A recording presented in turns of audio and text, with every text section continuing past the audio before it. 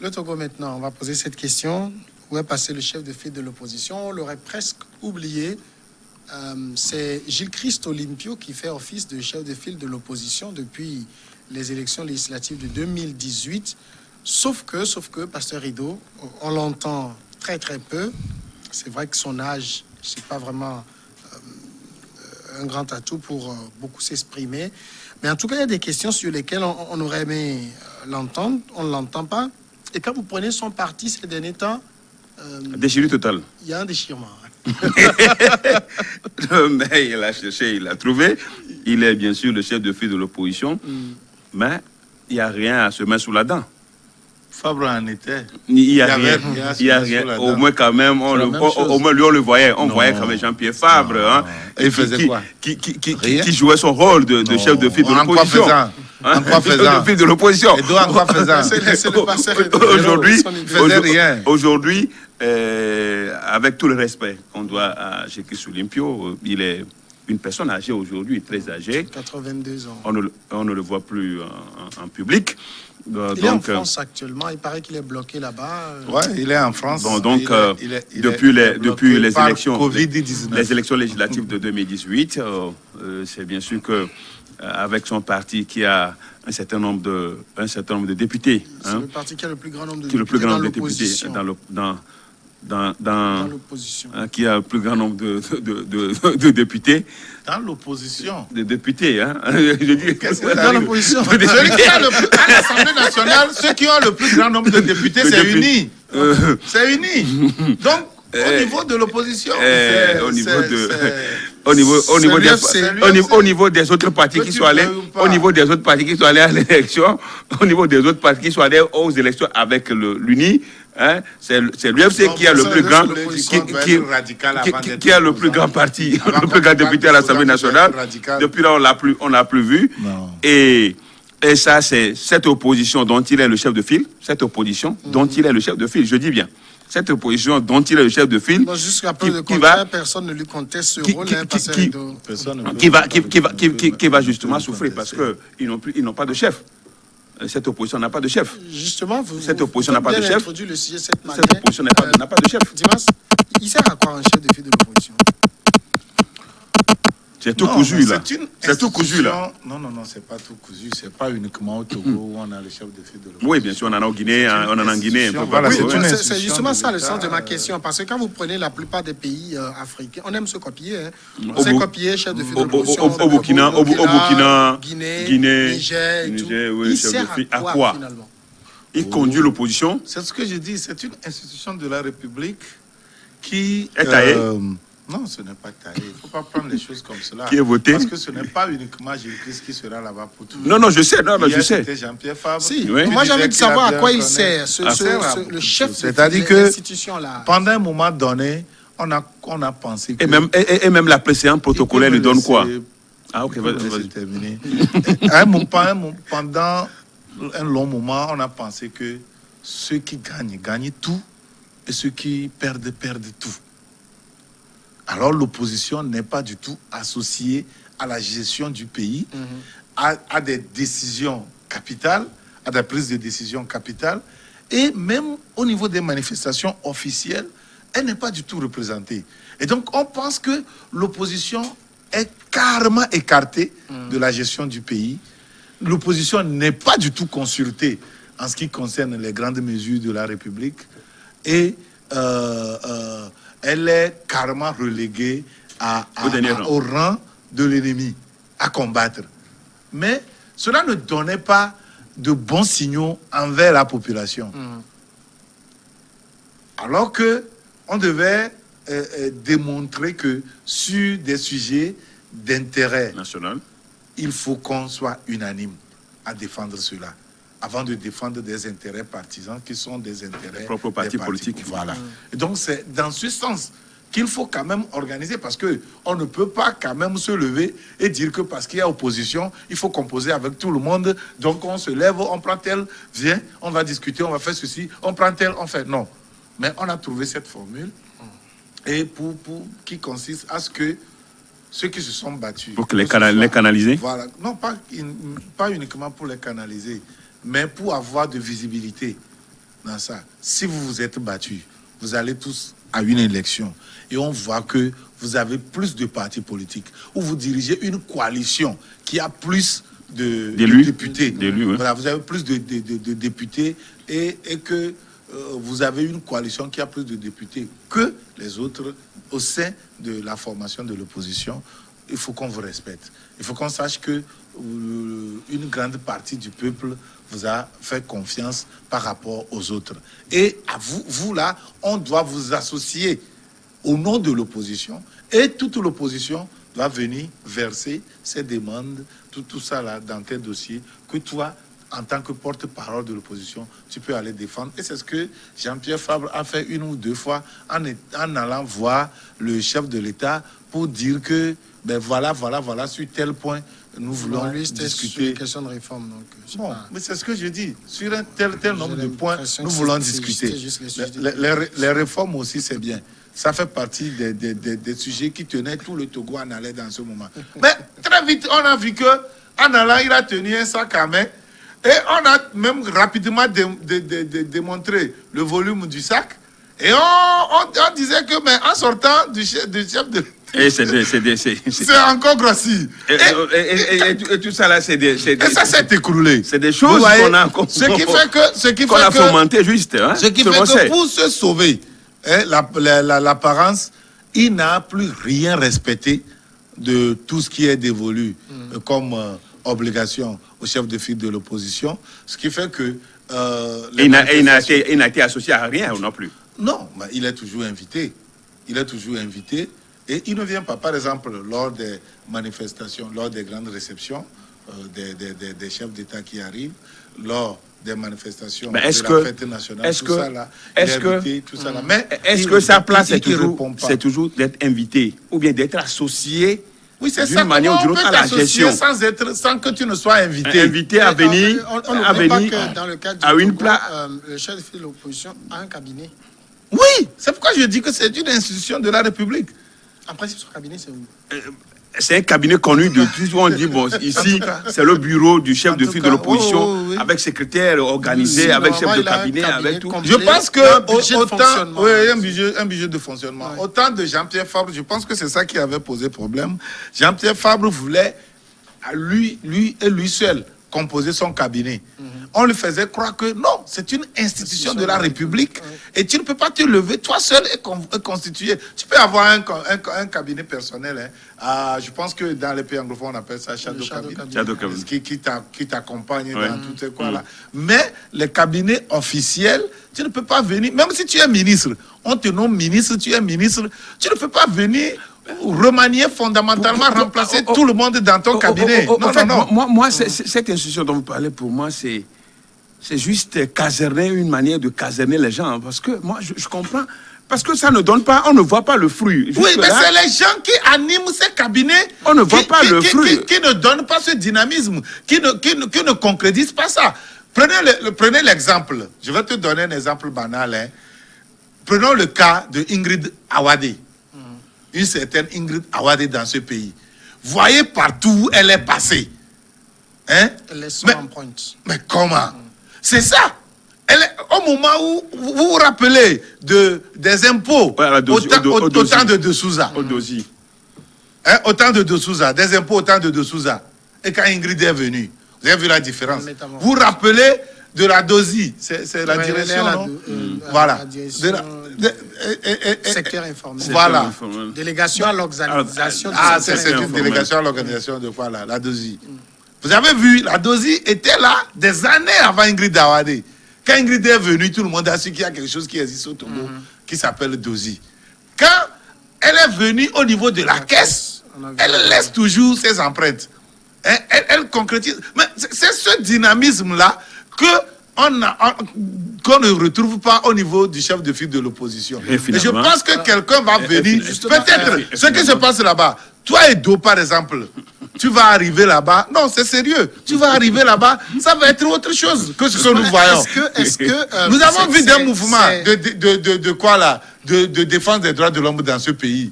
Et nous avons vu MMLK aussi. Oui. C'est pas parce que tu es ici que je le dis. Non, vous nous avez confié beaucoup de choses à faire. Qui d'entre ces mouvements prend position systématiquement. Je dis bien systématiquement sur les sujets brûlants de ce pays. Seul MMLK a fait ça. Vous voyez, la Ligue que nous tous, nous avions défendue dans ce pays, cette Ligue au sein de laquelle nous avions travaillé, la Ligue de défense des droits de l'homme, c'est mis carrément en un parti politique. Non, Dimas, non. Et on voit ce qui se passe. On sujet qui nous intéresse. Moi, je fais partie de la Ligue togolaise des droits de l'homme. Et je sais de quoi je parle. Est-ce que l'opposition africaine, je veux dire, en tout cas les pays où on l'a organisé, où il y a un chef de file, est-ce que cette opposition même comprend ce rôle de chef de file de l'opposition? C'est la question qu'on puisse se poser. Comme il a dit tout à l'heure, je crois quand même que c'est vrai quand même que c'est les hommes qui animent cette institution-là qui faillent, enfin, qui n'ont pas marqué, qui n'ont pas impulsé une certaine marque à cette chef de file de institution. l'opposition, d'abord, c'est une vitrine que vous avez pour montrer que vous-même, vous êtes présidentiable. C'est un certain nombre de questions qui touchent à la vie de la nation. Je crois qu'en principe, cela devait permettre à ces gens qui l'animent, ça doit être un tremplin. Pour moi, ça doit être aussi un tremplin pour qu'ils soient encore plus visibles, en se prononçant régulièrement sur les sujets d'intérêt national. Je crois que c'est ça. Mais je pense que le problème, par exemple, si vous ramenez ça au Togo, c'est vrai qu'on a l'impression que c'est comme si le chef de file de l'opposition est en train carrément de perdre sa vision. Enfin, c'est l'impression que les Togolais disent, c'est comme si on les rapproche, l'opposition est rapprochée. Vous avez vu le sac dont il parlait tout à l'heure. Donc c'est depuis ce jour que Jean-Pierre Fabre a dit, si c'est ça, il n'y a plus même de rencontres pour qu'on ne continue pas lui coller cette étiquette-là dont il n'est pas réellement question. Bon, donc c'est ça. Et souvent c'est comme ça quand on le fait. Vous savez, le pouvoir étant aussi subtil, très habile, quand on fait comme ça, c'est comme si vous vous rapprochez. C'est comme ça. Il te revient toi-même de poser. C'est comme si vous rapprochez. Finalement, ce que vous dites est intéressant parce que il faut aussi redéfinir la politique dans notre pays. Oui, il faut redéfinir. C'est-à-dire, moi, je n'ai aucun problème si aujourd'hui, j'apprends que le chef de file de l'opposition va déjeuner avec le président de la République. Ça ne me pose aucun problème. En principe, oui. Les deux doivent se rencontrer et discuter. Mais dès qu'on apprend ça, on dit c'est fini. Ben, il faut répéter ça. Il faut répéter ça. C'est-à-dire qu'il faut rendre ça habituel. Peut-être qu'il faut que les gens pour incarner ça. Oui, il faut quelqu'un pour incarner ça. Je donnais l'exemple d'Ingrid ici tout de suite. Il y a aussi l'exemple du professeur Kokoroko. Vous avez vu ce qui est devenu maintenant l'université. Alors qu'il y a eu beaucoup de recteurs. Il y a eu beaucoup de grands recteurs. Ah oui, vous voyez, professeurs avant lui. Il va falloir qu'on ait quelqu'un de poigne et de défi. Pour marquer le passage. Voilà, pour marquer le passage. Et ça va venir. Et surtout maintenant, là, ce qui est donné à J.K. Olympio, vraiment, avec son âge, je crois quand même qu'il aurait pu déléguer. Il aurait pu déléguer, si c'est possible, il aurait pu déléguer le pouvoir à quelqu'un, à un membre, un jeune membre de son parti. Le président du groupe parlementaire. Oui, bien sûr. Mais il faudrait que la personne ait cette capacité d'incarner ce dont nous parlons ici. Oui, parce que là... On va voir un leader politique comme un Jerry Tama là-bas, il serait comme un poisson dans l'eau. Vous voyez, il en fera jusqu'à même dépasser les vols. Là, on le connaît pour ça. Ah oui. Non, ça, vous voyez, il est dynamique, débordant d'énergie, très fougueux, et il peut faire ça. Et il y a d'autres personnes aussi qui peuvent l'incarner valablement. Samuel, finalement... Olympio, hier, pouvait valablement l'incarner. Mais maintenant, il est sous le poids de l'âge, avec tout ce qu'il a traversé, ces péripéties de la vie. Et Samuel, quelqu'un qui a des balles dans le corps. Ouais, quelqu'un qui a des balles dans le corps pendant des années. Depuis 92. On a extrait une dizaine, mais ça, il est encore toujours dans son corps. C'est Dieu qui lui donne cette vie-là. Vous le voyez. Samuel, le faisant ici, je crois que cette institution, finalement, se limite seulement à une dénomination. Ça dit, ça existe seulement de nom. Pour le moment, ça existe seulement de nom. Et ça va être budgétivore parce que je crois qu'il y a de l'argent là-bas. Si, il y a un budget. Il y a un budget qui ne sera pas tout à fait consommé. Peut-être les émoluments du chef de file, ça va s'arrêter là. Pour son cabinet, l'entretien de son cabinet. Le cabinet n'est pas constitué. Puisqu'on doit nommer un secrétaire, on doit nommer un directeur de cabinet, on doit nommer ceci, cela. Ce n'est pas fait, ce n'est pas constitué. Donc, le budget là finalement, sera réservé. non, finalement, jusque-là, on ne tire rien de chef de file de En même l'opposition. temps, on ne tire pas grand-chose. L'institutionnalisation de ce titre-là n'a pas plus divisé l'opposition? Parce que moi, j'ai l'impression que quand on va aux élections, les gens luttent plus pour ça que pour avoir véritablement la victoire. Oui, mais...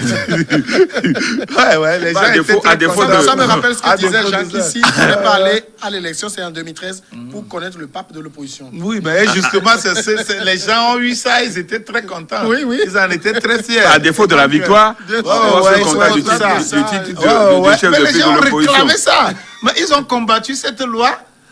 Mais après tout, ils ont réclamé ça. Si ça leur revenait... pas que je suis le chef de file de l'opposition. Non, ça leur revenait de droit. Ça leur revenait de droit par rapport au nombre de députés qu'ils ont au Parlement. Bon, donc ça leur revenait de droit. On n'a pas, le tigre n'a pas besoin de crier sa tigritude. Bon, donc, c'est comme on le dit, vraiment, je crois que même là où est aujourd'hui G.K. Olympio, il faut qu'il pense à déléguer ce pouvoir à un autre membre de son parti, il faut reconnaître aussi du groupe parlementaire. Il faut reconnaître aussi que mais c'est vrai quand même que vous aviez évoqué quelque chose tout à l'heure. C'est lourd. C'est lourd à incarner, c'est lourd à endosser. L'héritage ici, Christ Olympio. Ce que cet homme fut dans la politique togolaise, à cause de lui, au moins 3 fois, l'armée togolaise était obligée de changer d'armement. À cause de Gilles Christ Olympio. Et de mobiliser toute l'armée. Je vous assure. Je vous assure.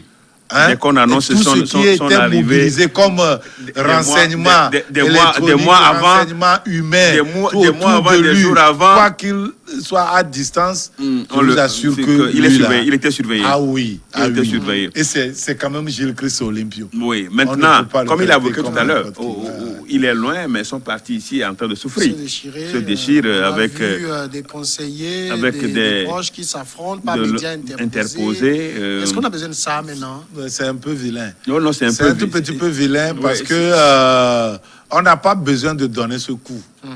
D'autant plus que ce que le professeur Gada a dit n'a rien de mauvais. On n'a pas besoin de s'attaquer à lui.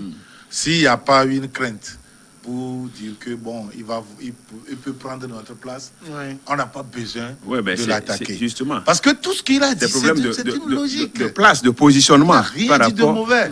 Du début jusqu'à la fin, si vous suivez tout ce qu'il a dit, sur Pyramide FM, qui lui valait les estocades dans son propre rang, je dis qu'il ne mérite pas ça. En même temps, on a comme l'impression, quand on suit le feuilleton, que c'est un peu comme le petit dernier là qui veut nous prendre notre place alors que nous étions dans... C'est ce qu'on veut lui faire. Non, c'est ce qu'on veut lui faire, c'est l'impression. Ce qu'il fait, Gada est en train, et le professeur, c'est Ekwefoli Gada, oui, est en train de sauver la face de ce parti.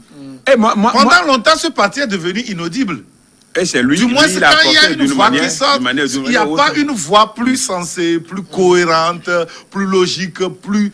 On est d'accord qu'aujourd'hui, on est d'accord que c'est celle de Gada, c'est sa voix-là qui porte, qui essaie quand même de donner une certaine visibilité à ce parti d'une manière ou d'une autre. Moi, je pense sincèrement qu'il est en train de faire plutôt un diagnostic. Il est en train de faire des diagnostics pour ce parti, pour que les gens puissent en plus s'associer avec lui. Une analyse intellectuelle de haut niveau. Que les gens devaient saisir pour redonner une certaine visibilité à ce parti. Mais malheureusement, ce parti qui est en train de s'effriter et de finir vraiment comme ça, l'UFC qui est en train de finir totalement comme ça, il va falloir quand même d'une force magique pour pouvoir ressusciter ce parti et de l'incarner réellement. Le parti est en train de bourgeonner au niveau de Gada comme ça. Oui. Et quand on prend le professeur Gada, oui, c'est vrai, c'est un autre bourgeon qui sort comme ça, au moment où on connaissait les anciennes voix. Ouais. On connaissait tout ce qu'ils avaient fait dans ce pays. Et si vous avez cette régénérescence, c'est quand même un professeur d'université. Si vous avez cette régénérescence, c'est quelque chose à saisir de bon pour pouvoir bien exploiter. Même s'il y a quelque chose qui ne va pas, il faut l'amener, il faut voir, discuter avec lui, voir comment on ne peut pas l'attaquer comme ça. Il faut être en mesure de voir la chose comme ça, puisque les autres ne voient pas la chose comme ça. Ils doivent le faire. Parce que, prenez par exemple les partis politiques de l'opposition. hein, tous ces partis meurent faute de régénérescence. Oui. Seul UNI a su sortir de sa cendre. Et vous avez vu, tous ceux qui incarnent UNI maintenant, tous les anciens d'ailleurs sont relégués carrément de l'autre côté, quand bien même on compose avec eux. Mais on leur a trouvé comme les éléphants. Ouais, on leur a trouvé un creuset. Un creuset de sages. Voilà, conseil des sages. Et on tire deux, hein. On tire deux. Non, ça ne veut pas dire qu'on le tire. Au créneau. C'est devenu... Au créneau, ils portent leur voix. Le creuset de sages, c'est devenu... On a canalisé les choses. Ouais. Et on a mené du sang neuf. C'est une facette aussi du parti, le truc. Pour pouvoir incarner le parti, incarner une autre vision, incarner la manière de faire, quand bien même il y a certaines réticences comme ce qu'on voit d'ailleurs chez moi dans la V, d'ailleurs ça là dans la V. Mais ça, le préfet qui est là-bas, c'est un préfet UFC. Mais ça aussi, c'est un préfet UFC. Les météos sont restés, les météos sont là. Il a soutenu. Non, nous sommes en train de donner des exemples concrets. Oui, il n'est pas là pour vous répondre. Des exemples concrets. Quand bien même, c'est des exemples concrets. Nous parlons de la gouvernance du pays, Samuel. Et cette gouvernance passe par là. Le préfet, c'est quand même le représentant du pouvoir central. On ne refuse pas. Sauf c'est ça. En même temps, vous parlez de votre localité. Donc, c'est votre localité. Non. Moi, j'aurais si le préfet était là. Invite-le. On va l'inviter une prochaine fois. Invite-le aujourd'hui. Mais j'allais dire simplement, quand bien même il soit soutenu par le ministre Boupaya Boupessi et son cabinet. Vous parlez toujours du préfet. Du préfet, il faut laisser. Non, il ne faut pas que ça. Non, faut pas que ça te gêne. On parle des gens qui sont là pour répondre. Mais est-ce que Gilles Christ est ici quand on parlait de lui? Est-ce que Jean-Pierre Fabre. Non, le sujet porte sur eux. Nous parlons de la gouvernance du pays. Je pense que quand on parle du représentant du pouvoir central. Il ne va pas lasser aujourd'hui. De toute façon, je crois quand même que le chef de file de l'opposition, comme on l'a dit, c'est une institution républicaine, mais aujourd'hui, depuis là... Le préfet dont je parle là, il est de ce parti, il est du parti du chef de file de l'opposition. Il est du parti du chef de file de l'opposition. On ne sait même pas de quel préfet vous parlez. Le préfet de la veille. Non, ce n'est pas ça. Non, ce qu'on est en train de dire. Non, l'UFC est vraiment le chef de file de l'opposition. Ça va vraiment... nuire aux autres partis qui sont allés à cette élection avec lui, parce qu'il ne tire pas grand-chose aujourd'hui de lui, parce qu'il n'est pas là. Donc c'est pourquoi il est important, il est indispensable aujourd'hui que Jésus comprenne que n'étant plus en mesure, n'ayant plus ses capacités, donc il faut quand même qu'il cède. Non. Edo, tu perds la route carrément. Non. Le chef de file de l'opposition ne sert pas à ceux qui sont au Parlement. Uniquement. Ceux qui sont au Parlement, il y a des groupes parlementaires qui agissent là-bas. Oui, mais c'est... Non, attends. Le chef de file de l'opposition, c'est pour toute l'opposition. Oui, mais je dis...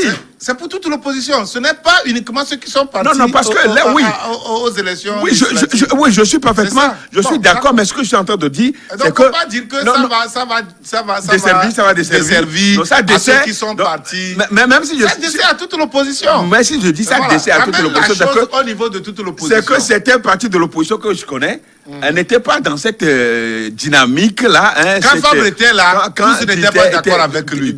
Il n'en demeurait pas moins chef de file de l'opposition. Maintenant que je suis d'accord qu'il peut être chef de file de l'opposition. Toute l'opposition. Mais aujourd'hui, c'est que l'opposition est là, personne n'est là pour les rassembler. Bon, voilà.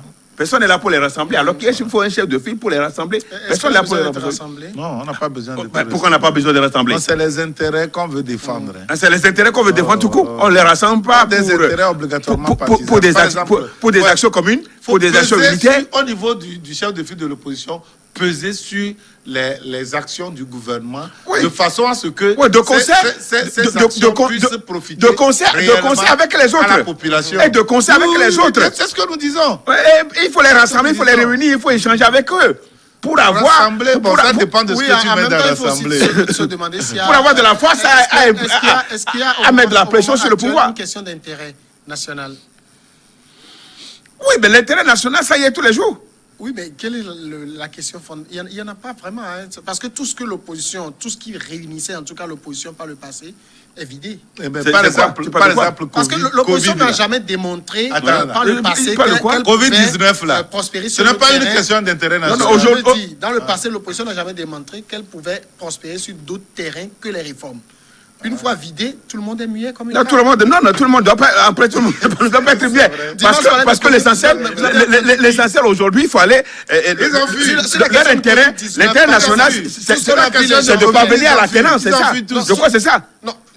C'est ça. Même si les réformes, même si on estime que les réformes étaient le sujet autour duquel gravitait l'aspiration de l'opposition, c'est vrai que de manière ou d'une autre, ça a été vidé. De manière, vous êtes de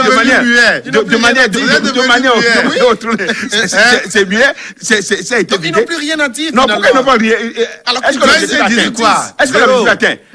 Il n'était pas seulement pour les réformes. Il faut aller à la terrasse. Oui, justement, parce que c'est seulement les réformes. là où je veux venir. C'est-à-dire, tout ce qu'ils savent dire, Non, tout ce qu'ils savent dire, Pasteur Edo, c'est politique pour accéder au pouvoir. Voilà, Il y a c'est d'autres tout. Il y a questions. d'autres questions. Attends, là, on a soulevé cette histoire de pétrole gate. Aucun opposant n'a pris position officiellement pour dire que voilà, c'est ceci. Est-ce que c'est vrai? Est-ce que c'est faux? Non. Qu'est-ce qu'il faut essayer? Non, il y a eu des communiqués. Hein. Qui? Il y a eu des communiqués de la CDPA. Et Olympio, comment vous l'appelez? Qui ça? Olympio de... Ouais, comment vous peinez pour chercher Nathaniel, voilà, justement. Ouais, comment vous peinez? Il n'est même pas au pays. C'est pas lui qui n'est pas au pays. Non, il est là. C'est Alberto qui n'est pas là. Donc Nathaniel en a parlé. Et d'autres leaders de l'opposition en ont parlé. Donc la situation est là. La situation, elle est là aujourd'hui. Donc, nous, on en parle tous les jours. Puisque nous, on en dénonce tous les jours. Nous, on en parle tous les jours. Non, il y a quand même des sujets sur lesquels l'opposition pourrait réagir. Moi, j'aimerais par exemple inviter, je ne sais pas moi, quel opposant, sur les questions actuellement, on est dans une situation de Covid-19. sanitaire, il y a des conséquences économiques. Quelles sont les perspectives de relance? Zéro. Quels sont les plans, les propositions? Il n'y a rien. Donc l'opposition togolaise ne sait parler qu'à l'approche des élections. Non. Et au cours des élections. Non, comment à l'approche des élections? Non. Ça finit là. Non, l'opposition togolaise, mais c'est que l'opposition doit faire des propositions, mais ces propositions ne sont pas toujours respectées. Merci, Pasteur Edo. Ils sont dans les Merci. bureau, ils rédigent un communiqué, ils balancent, ça s'arrête là. Merci. C'est pas comme ça on anime. Non, moi aussi, même si je suis d'accord.